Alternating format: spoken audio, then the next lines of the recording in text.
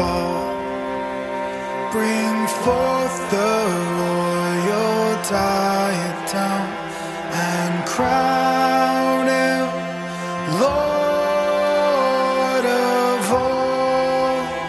Bring forth the royal diadem and crown him Lord of all.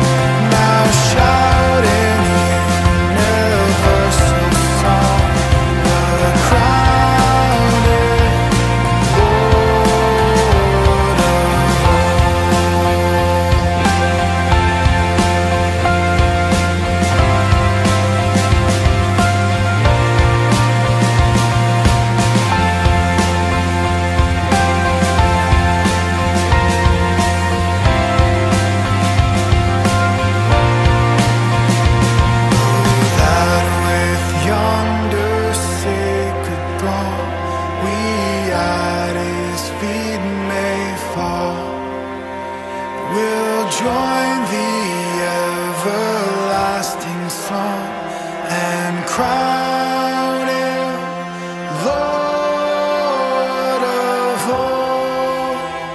We'll join the everlasting song and crown him Lord of all.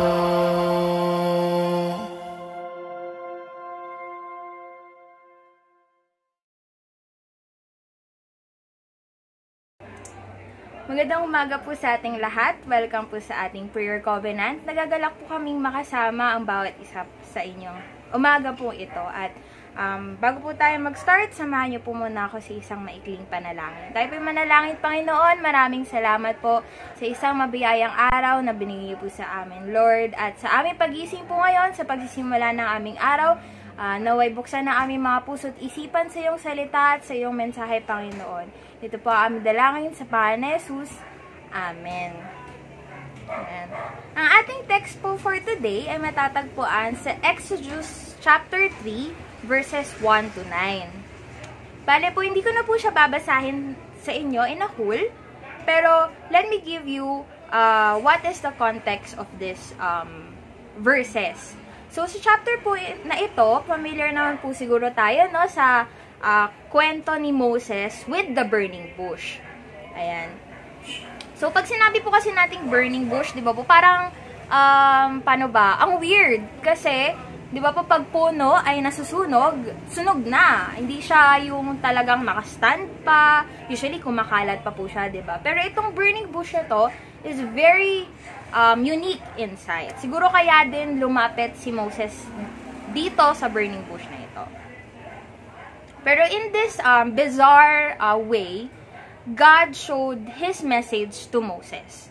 Nakausap po siya ni Moses. So, minsan po, diba, napapaisip tayo na talaga bang naririnig ng Lord yung mga prayers natin? Talaga bang nakikinig si God sa mga hinaing natin sa ating mga puso? Diba po minsan nakakapagtaka kasi hindi naman po natin siya nakikita. Nararamdaman, yes, in His way. Pero, syempre, diba po, parang sometimes, napapaisip ka, sign ba to ni Lord? Si Lord ba nagbigay na to? Or sadyang ako lang ang nag-iisip kasi gusto ko lang mangyari itong bagay nito. So, pero the truth is, God really do works in a mysterious way. Wala siyang kind of pattern, wala siyang kind of predictable manner. Dahil madalas po, in our lives, in our daily lives, may mga bizarre moments tayo na magkakaroon tayo bigla ng aha moment na, si Lord pala yung nag-communicate sa akin. Si Lord pala yung bigay ng way for me to do this. So, I remember po this, ako po, nagkaroon po ako ng napaka-bizarre interaction with the Lord. It was, during the time po na pandemic. Pandemic po yun, tapos, I was trying to find a job for myself. And, the weird thing po is, di talaga ako makahanap kasi po, yung field po na panggagalingan ko is school. So, since nga po yung school natin is nagkakaroon ng mga skeletal workforce, so, ang hirap po mag-transition from a school field to industrial or corporate. So, parang nahihirapan po ako. So, I had to find entry-level jobs po para po makapag-start po ng new career path. So, it's an incredibly new career path. And, ang napili ko po is BPO, call center po. Call center agent. Noong una po, ayaw ko pa kasi ayaw ko po talaga na nakikipag-communicate sa mga customers. Ako po ay nahihiya. Ganito lang po ako yung mga nakakilala po sa akin, akala po nila sanay na ako sa tao, pero in reality, it was just me pushing myself to be strong enough to communicate, kasi nga po, I'm not really that sociable po. Pero, pinush ko po yung sarili ko out of my comfort zone. Sabi ko, Lord, if this is the way for me to move out from my comfort zone, sige Lord, gagawin ko po. I applied po for call center agent position, call center customer representative and all of those guys in the same field. And madami po ako na-attend ng interview. Umabot din po ako sa final interview. Nagkaroon din po ako ng mga job offers. Pero in some weird way, every time po na isang linggo na lang, mag-start na ako sa work ko, bigla po ako nagkakasakit. I mean, it's unfortunate, diba? Parang parang pinapahiwati ko ba na binigyan ako ng Lord ng sakit? No, nagkakataon lang po kasi talaga siya. As in, very bizarrely, nagkakataon na bumibigay po yung katawan ko the week before. So, nung una po, nagka-dengue ako. Nagka-dengue po ako noon, 1 week before my supposed to be start date. So, I had to contact my supervisor and tell her na hindi po ako makakapunta sa starting date ko kasi I'm currently in the hospital and may dengue po ako. So, is it okay mo mag-move po ako na another month po pa? So, next month na lang po sana. Pumayag sila. They agreed to let me join the another wave of new set of employees. So, yun na. Nakaset na ako and all. Pangalawang attempt po, pangalawang attempt ko po, suddenly po, nag-declare po si Manila ng lockdown. I mean, complete lockdown. Tapos nag-announce po yung company na dapat papasukan ko na all employees ay matutulog po doon sa office. And yung buong family ko po, even si Kuya po, si Kuya Wawa, Joshua po, kung kilala niyo po siya, na nasa Qatar, was worried about me. And even my Kuya John, who was in Pasig at that time, was chatting me already na, Lily, wag mo nang, Lily po yung tawag nila sa akin. Ayan, Julia, Lily, wag ka nang tumuloy. Kasi, worried kami, nag-lockdown na dyan. Tapos, paano pa mag-start ka, dun ka matutulog, paano kung magkasakit ka, kasi kakagaling ko nga lang po talaga ng dengue noong time na yun. And I was having a hard time recovering from that. I mean, months po bago ulit naging prime condition yung aking katawan. So, nagkaroon po ako ng parang dwelling with God na, Lord, tutuloy ko ba to or hindi?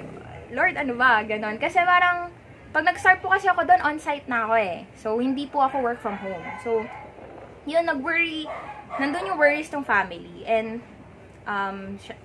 hindi, sa kalaman po ng lahat, medyo matigas mga aking ulo. So, minsan po kasi, kapag sayang naman yung opportunity, so, itutuloy ko po sana. Though, the day before, I was really convinced by my whole family and my parents, sila mama at dada, na not to continue. Kasi, they were really worried about my health. Hindi pa po talaga ako okay noong time na yun. So, I decided to quit the entering that company.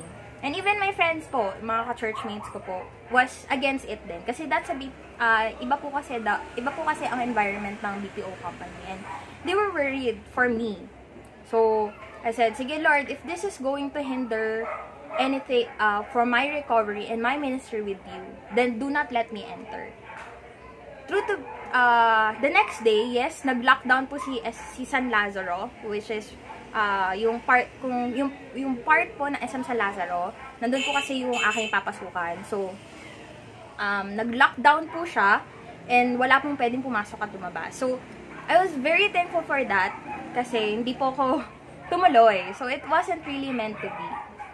Tapos po, ganun po nangyari. It's either may mangyayari po dito sa bahay, or sa akin, or sa kahit anong basta po nagkakaroon po lagi na possibility na hindi po ako matuloy. And it was really, really bizarre for me. Kasi, grabing coincidences naman to, Lord, na kung kailan papasok na ako dun sa certain work na yun, eh, nagkakasakit ako, nagkakaproblema ako, yung talagang nagkakaroon po talaga ng hadlang. Sabi ko, baka Lord, kailangan ko lang tong i-push, pero, no, the Lord said, I had to wait.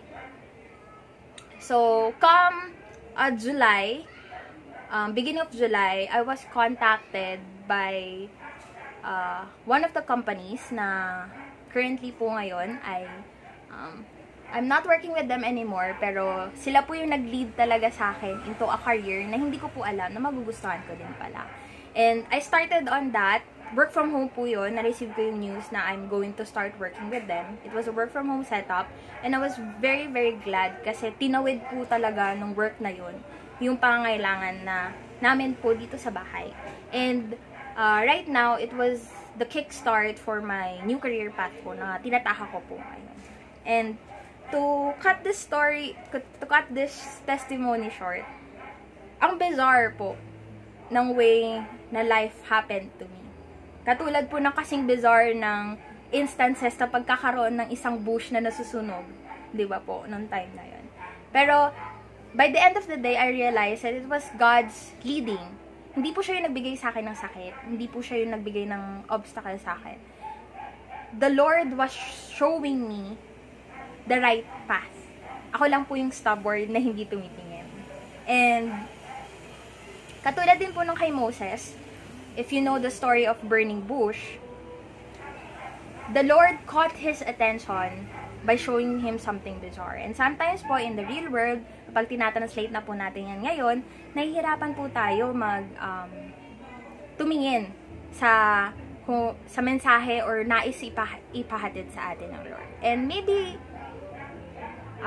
siguro po maganda din, let's look back on a couple of days before. Siguro po may iba sa atin, may mga pinagpipray, may mga hinihiling, may mga gustong i-ask kay Lord na Lord, gusto ko po ng ganito. Lord, kailangan ko po ng promotion. Lord, kailangan ko po ng ganyan. Maybe the Lord is already leading you towards your prayer. I mean, nilagay na ng Lord yung answered prayer mo. It's just that He needs you to look towards the path where it leads to and not towards the path that it doesn't. And maybe it's the most bizarre thing na may isip mo na imposible, bibigyan ako ng Lord ng ganitong problema, tapos, nililid pala niya ako. No, it might be that. I mean, sabi nga po sa isang kanta, maybe the blessings come from raindrops, maybe the blessing comes through rain, maybe the blessings come through heartbreaks. We don't know. But, as long as we keep our eyes to the Lord, we will be led to the path where prayers are already answered. And it's a great way to start our day to be sensitive or to be more observant with what the Lord wants us to know for today. So, kapatid, let me pray for you today. Let's pray. Our Heavenly Father, nilalapit po namin sa inyo ang aming mga kalooban, Lord God, ang aming mga puso at isipan, Panginoon. Lord, some of us might be praying for something for months, for days, for weeks, for years, Lord God. And we have been having trouble, Lord God, in keeping our faith, our trust, our hope, Panginoon. Lord, today, renew our minds, renew our hearts, Lord God.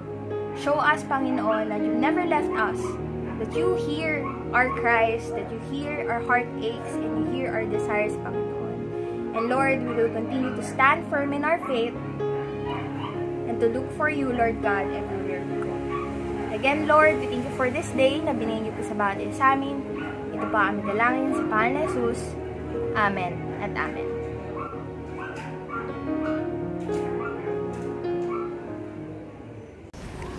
Tayo'y manalangin. Pinupuri ka namin, O dakilang Diyos. Hindi kami nagsasawang sambitin, salamat, O Diyos, sa iyong mga biyaya. Salamat, O Diyos, sa mga kalakasan na aming taglay. Salamat din sa mga pagsubok na aming nararanasan. Ang lahat ng ito, Panginoon, dahil meron kaming Kristo sa puso, nakakayanan naming harapin ang lahat ng mga nangyayari sa aming mga buhay. Narito po, O Diyos, ang bawat mga anak mong nakinig ng iyong mabuting salita. Hangad po namin at hangad ko po, Panginoon, na sa kanilang pakikinig araw-araw, umaga ng debosyon, mula sa kanilang paggising, Panginoong Diyos, nararanasan na nila ang biyaya at tagumpay ng buhay. Narito po, O Diyos, ang bawat mga kapatiran na aking pong inilalapit sa inyo. Kung meron man silang mga problema, may mga suliranin sa buhay, Panginoon, pakinggan mo ang kanilang mga daing. Pakinggan mo ang kanilang mga ipinagpapasalamat at iyong tugunan ang kanilang mga karaingang ito sa iyong harapan. Salamat sa napakabiyayang umagang ito. Salamat sa mensahe ng buhay. Salamat, Panginoon, sa aming pananampalataya. At salamat din, O Diyos, sa lahat ng mga sitwasyon at mga nangyayari sa aming mga buhay na hindi namin nakakaligtaan na pasalamatan ang aming Panginoong Diyos sapagkat kailanman hindi ka nagkulang sa kanila. Ngayon, Panginoon, hindi lamang pagpapasalamat ang aming sasambitin sa iyo, kundi ang pagpapakumbaba sa iyong paanan na nawa, Panginoon, kung darating man ang mga pagsubok sa kanilang mga buhay, kung darating man ang mga pagkakasakit, O Panginoon, hipuin mo sila, iabot mo ang iyong mapagpalang kamay upang makamtan nila at maranasan ang kagalingan ng kanilang lupang pangangatawan.